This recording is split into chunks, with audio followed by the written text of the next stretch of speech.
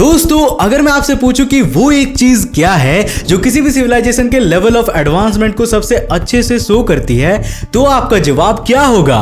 Well, वो है energy consumption. अगर बात करें हम इंसानों की, तो सबसे पहले हम सारा काम अपने हाथों से ही करते थे। फिर हमने आग की खोज की। इंडस्ट्रियल रिवॉल्यूशन के साथ दुनिया में कोल और पेट्रोलियम का इस्तेमाल तेजी से बढ़ा और अभी हम उस एज में जी रहे हैं जो न्यूक्लियर एनर्जी का इस्तेमाल जानती है। पिछले कुछ सालों से हम ट्रेडिशनल एनर्जी से रिन्यूएबल एनर्जी की ओर शिफ्ट हो रहे हैं और आने वाले सालों में अगर हम इंसान आपस में लड़ झगड़ कर खुद को खत्म नहीं करते हैं, तो आई होप कि हम अगले कुछ हजार सालों के अंदर ही धरती के पूरे रिसोर्सेज को कंट्रोल करना सीख जाएंगे और एक टाइप 1 सिविलाइजेशन बन जाएंगे। अब जब हम धरती पर अपना फुल कंट्रोल स्थापित कर लेंगे, तो जानते हैं हमारा अगला लक्ष्य क्या होगा? वेल, ये होगा पूरे सोलर सिस्टम को कंट्रोल करना और इसके लिए हमें इतनी एनर्जी की जरूरत होगी जिसकी कि हम कल्पना भी नहीं कर सकते और शायद आज ये हमारे लिए असंभव भी है। पर हमारे पास इतनी सारी एनर्जी आखिर आएगी कहां से? वेल, ये आएगी हमारे सोलर सिस्टम के अल्टीमेट एनर्जी सोर्स, हमारे सूरज से। हमारे एक पिछले वीडियो में मैंने आपको डायसन स्फीयर के बारे में बताया था। ये एक स्फेरिकल शेप का एक ऑब्जेक्ट होता है जो सूरज को चारों तरफ से घेर लेता है और उसकी सारी एनर्जी का इस्तेमाल कर सकता है। लेकिन क्या आप जानते हैं कि हम डायसन स्फीयर को कैसे बना सकते हैं? आई नो कि ऐसा कुछ करना फिलहाल तो हमारे लिए इम्पॉसिबल है, लेकिन एक चीज है जो कि हम फिलहाल कर सकते हैं और वो है इसको बनाने की कल्पना करना और इसके बारे में क्यूरियस होना। तो आज के इस वीडियो में हम आपको यही बताने वाले हैं। तो हेलो गाइस, मैं हूं कौशिक और चलिए शुरू करते हैं आज के इस नए एपिसोड को। दोस्तों, हमारा सूरज इतनी ज्यादा एनर्जी को पोजेस करता है जिसके बारे में आप कभी सोच भी नहीं सकते।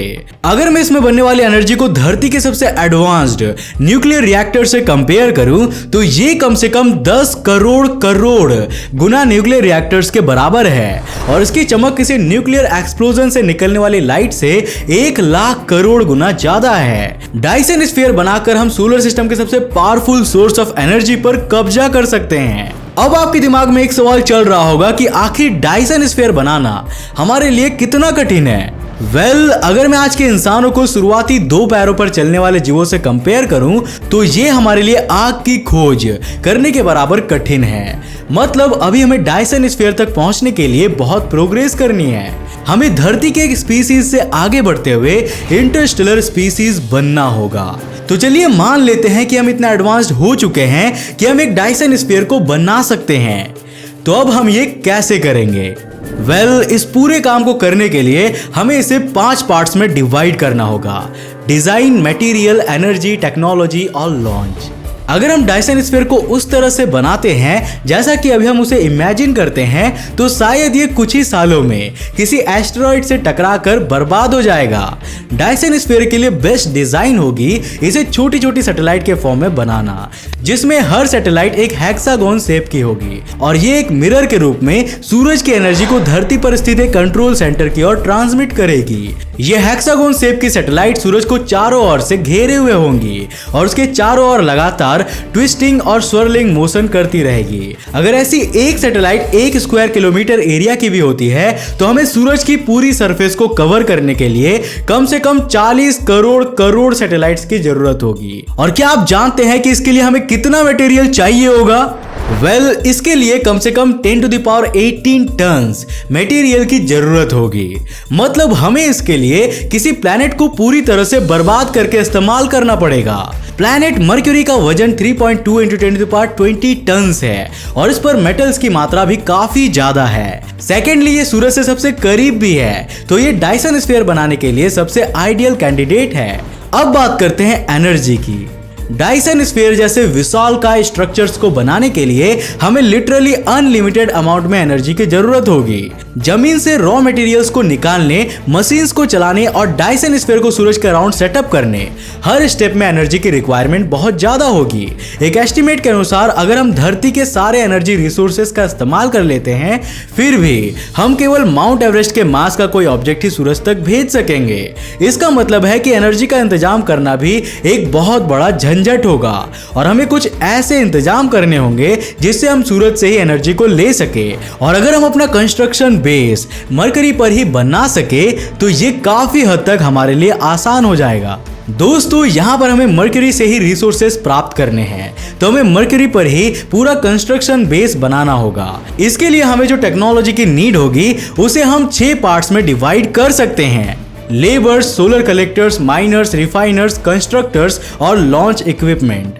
अब आप सोच रहे होंगे कि मैंने लेबर्स को टेक्नोलॉजी में क्यों रखा है, वो तो इंसान है ना।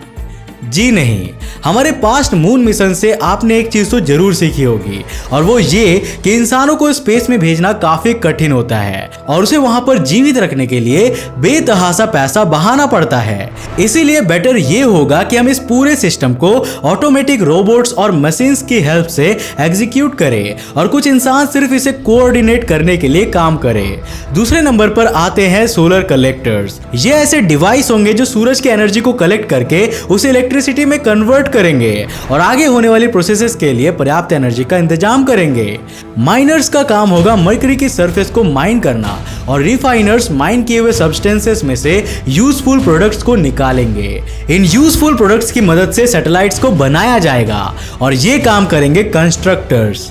तो यार अब हमारी सैटेलाइट्स बनकर तैयार हो चुकी है और अब हमें इनको लॉन्च करना है। इसके लिए हमें चाहिए लॉन्च इक्विपमेंट। फिलहाल हम सैटेलाइट को लॉन्च करने के लिए रॉकेट्स का इस्तेमाल करते हैं, लेकिन अगर हम इस प्रोजेक्ट में रॉकेट्स का इस्तेमाल करेंगे तो ये ना केवल बहुत ज्यादा खर्चीला होगा बल्कि ये काफी टाइम कंज्यूमिंग भी हो जाएगा। इस प्रोसेस के लिए हमें रेल गन जैसा कुछ बनाना होगा। आपने टैंक्स के आगे लगी हुई सिलेंड्रिकल शेप की ट्यूब को देखी होगी। रेल गन कुछ इसी तरह का होगा जो लगातार काफी एफिशिएंट वे में सैटेलाइट्स को लॉन्च करता रहेगा।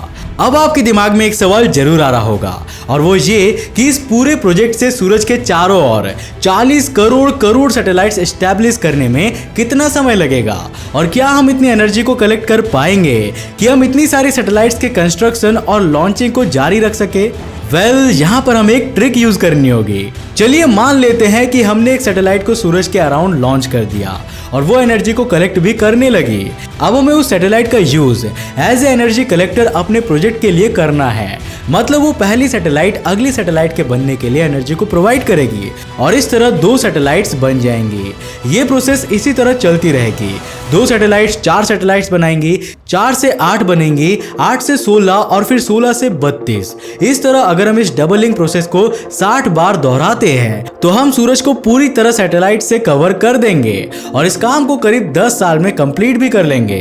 एक डायसन स्फीयर सूरज की पूरी एनर्जी को कलेक्ट करने के लिए बनाई जाती है, लेकिन यहाँ पर आपको एक बात जान लेनी चाहिए। फिलहाल ह्यूमन सिविलाइजेशन सूरज की एनर्जी का 0.01% हिस्सा भी इस्तेमाल नहीं करती है। ऐसे में अगर हम सूरज की टोटल एनर्जी का 1% भाग भी प्राप्त करने में कामयाब हो जाते हैं तो हमारी सिविलाइजेशन हमेशा के लिए बदल जाएगी। हम ऐसे ऐसे काम कर सकेंगे जो आपने सपने में भी नहीं सोचे होंगे। एक तरह से हम इंसान पूरे सोलर सिस्टम के मालिक बन चुके होंगे। हम दूसरे प्लैनेट्स को काफी कम समय में टेराफॉर्म कर पाएंगे और वहां पर कॉलोनीज भी बसा पाएंगे। इतनी ज्यादा अमाउंट में एनर्जी मिलने के बाद हम दूसरे मेगा स्ट्रक्चर्स को बनाने के बारे में भी सोच सकते हैं और इस एनर्जी का इस्तेमाल हम दूसरे प्लैनेट्स तो क्या दूसरे स्टार्स पर जाने के लिए भी कर सकते हैं। पर क्या हम यूनिवर्स में पहली ऐसी सिविलाइजेशन होंगे जो डायसन स्फीयर को बनाने में कामयाब होगी? ये सवाल एक और सवाल को जन्म देता है और वो है एलियंस का एग्जिस्टेंस। क्या हमारे यूनिवर्स में कोई और भी स्पीसीज होंगे और क्या उन्होंने डायसन स्फीयर को बना लिया होगा? इस सवाल का जवाब तो मेरे पास नहीं है, लेकिन कुछ वैज्ञानिकों ने हाल ही में यह दावा किया था कि हमारे मिल्की वे गैलेक्सी में ही बहुत सारी इंटेलिजेंट एलियन स्पीसीज एग्जिस्ट करती है। अगर आप चाहते हैं कि मैं इसके बारे में एक डिटेल्ड वीडियो बनाऊं तो मुझे कमेंट करके जरूर बताना। अगर आपके कमेंट ज्यादा हुए तो मैं इस पर डेफिनेटली एक वीडियो बनाऊंगा।